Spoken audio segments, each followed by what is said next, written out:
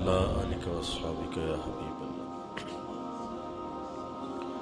تمام حمد و ثنا، تعریف و توصیف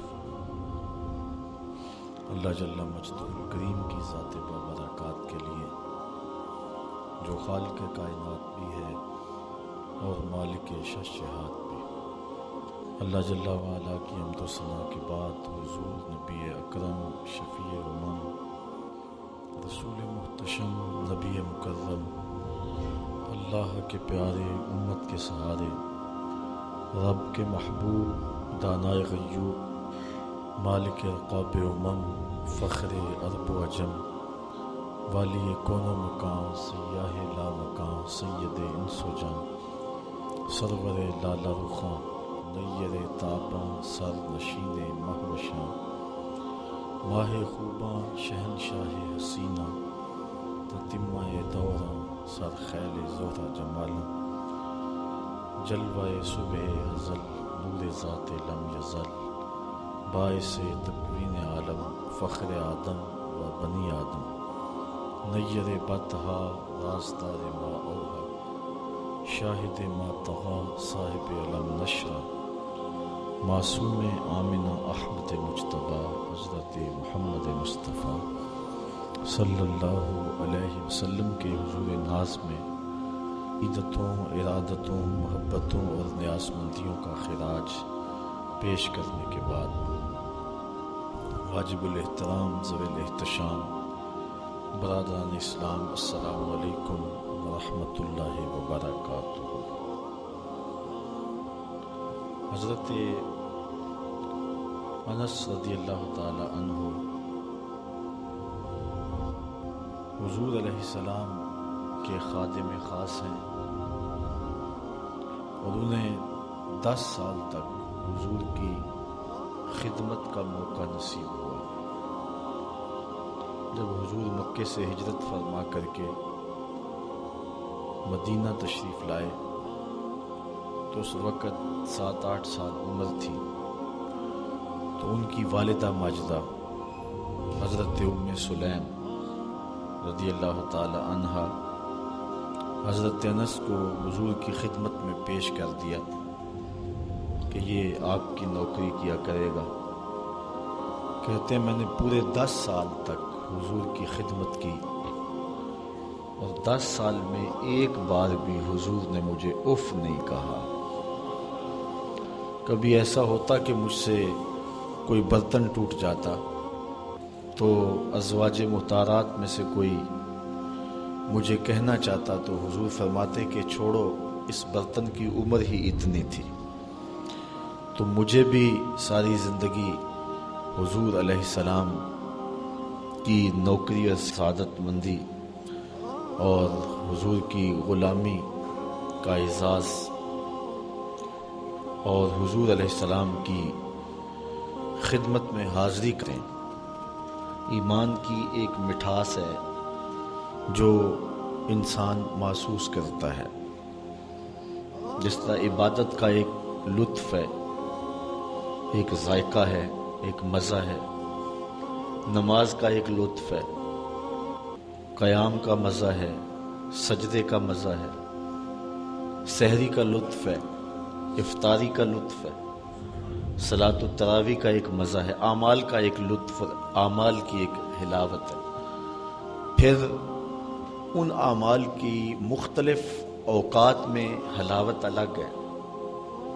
اگر نماز فجر کے وقت پڑھو تو اس کا لطف اور ہے، اگر تہجد کے وقت پڑھو تو اس کا مزہ اپنا ہے، دوپہر کے وقت پڑھو تو اس کا لطف اپنا ہے، اور وہی نماز ماہ صیام رمضان کو نصیب ہو جائے تو پھر لطف اور ہے۔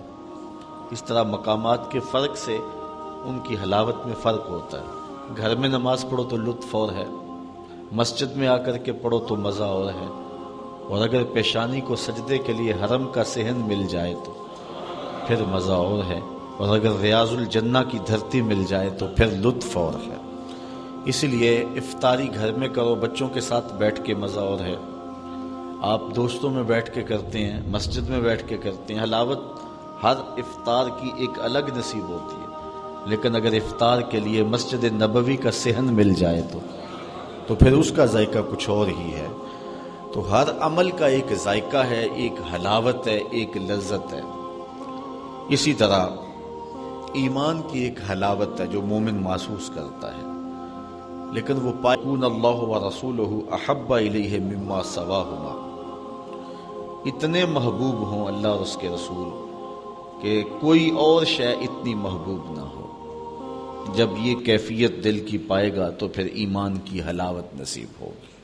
سب سے زیادہ اللہ اور اس کے رسول سے محبت کرے۔ دوسری بات،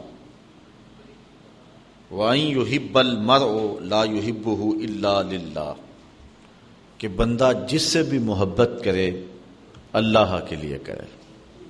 یہ اگر کیفیت پیدا ہو گئی کہ جس سے بھی پیار کرے، جس سے بھی محبت کرے، اس کی وجہ سے ہی کرے۔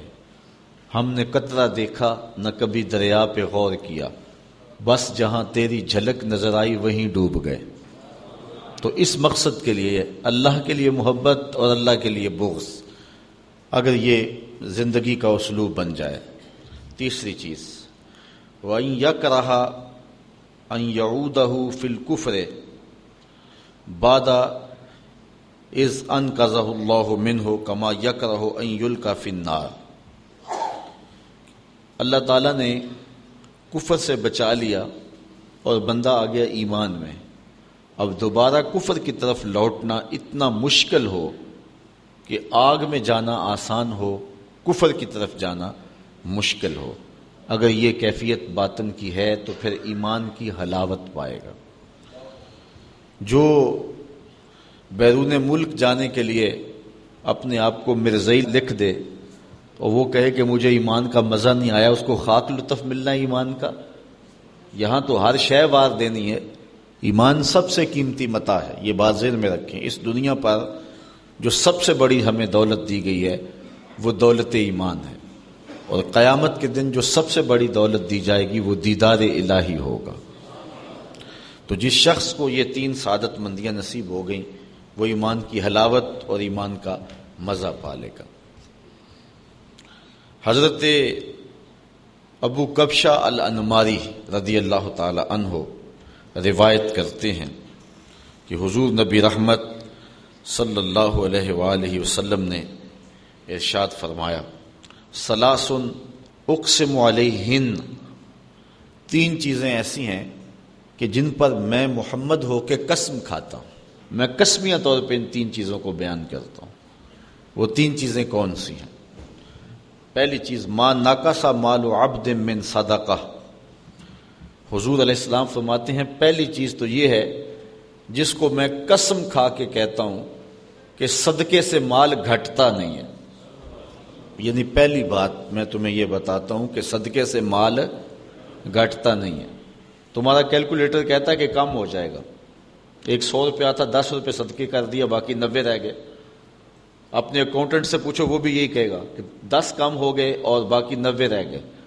لیکن اللہ کے محبوب فرماتے ہیں میں قسم فرما کے کہتا ہوں کہ صدقے سے مال گھٹتا نہیں ہے۔ یہ تجربہ کر کے دیکھ لیں۔ دوسری بات، ولا ظلم عبد مظلمۃ صبر علیہا الا زادہ اللہ عز وجل عزہ، جب کسی پہ کوئی شخص ظلم کرے اور وہ اس پہ صبر کرے تو حضور فرماتے ہیں میں قسم کھا کے کہتا ہوں کہ اس کی عزت میں اضافہ ہوگا۔ اگر اس نے صبر کر لیا، لوگ کہیں گے لو یہ تو دب گیا، اور اپنی ناک بچانے کے لیے پھر چل پڑا اور لڑائی کا بازار گرم ہو گیا اور سال ہا سال مقدمہ بازی رہی، جنگ و جدل رہا، دونوں طرف سے جو ہے عجیب الجھاؤ رہا، تو اپنی ناک بچانے کے لیے، آبرو کے لیے ایسا کیا نہیں، اس نے صبر کیا، ٹھیک ہے اس نے جو کیا اس نے کر لیا۔ حضور فرماتے ہیں میں قسم کر کے کہتا ہوں کہ اس کی عزت میں کمی نہیں ہوگی، اس صبر کرنے کی برکت سے اللہ تعالیٰ اس کی عزت میں اضافہ فرمائے گا۔ تیسری بات، حضور علیہ السلام نے ارشاد فرمایا ولا فتح عبد باب مسألۃ الا فتح اللہ علیہ باب فقر،